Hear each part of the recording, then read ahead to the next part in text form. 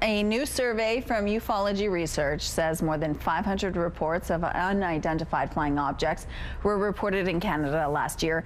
Most of the sightings were of unexplained lights in the sky. And joining us now is science journalist Chris Rakowski. Good morning, Chris. Good morning. Thanks for joining us. Glad to be here. So tell me about these reports. 570, that's across the country, right? Right, 570 across the country, a little bit more in Quebec and the Maritimes than usual.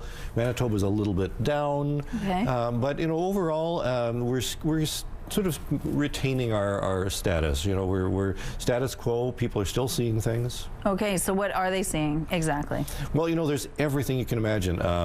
Triangular objects. There was a hexagonal thing that an astronomer saw pass in front of the sun. There are a tic-tac. You've heard about these tic-tac objects. There was one that was seen in Quebec.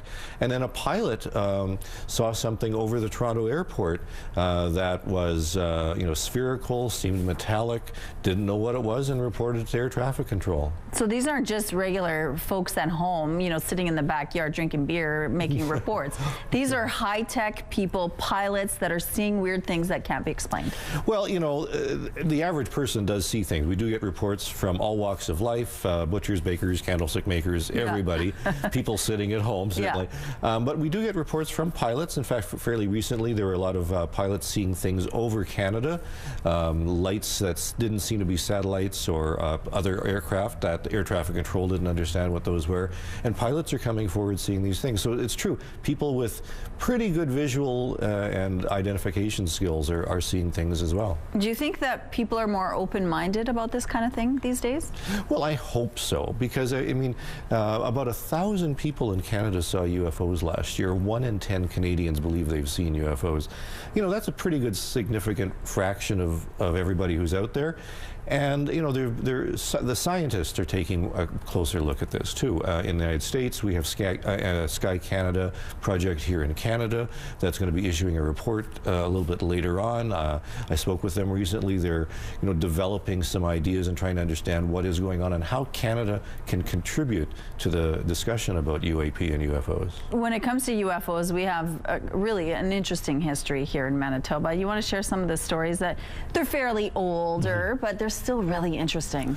Well, some of the stories that are older, some of the most puzzling. There's a story of Stefan Mihalik out at Falcon Lake, 1967. He said he was burned by a Hollywood-style flying saucer. It was investigated by the RCMP, National Defense. It was investigated by a number of other agencies. Even the United States Air Force came up to take a look. And the eventual, pronouncement by DND and RCMP was that they did not have an explanation for what had occurred. And he talked about it until the end. He did, and we looked at his medical records. He was examined by a number of doctors.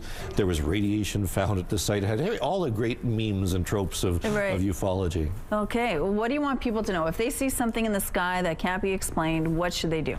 Well, get an idea of what's going on. What time is it? Is there anybody around who can watch it with you?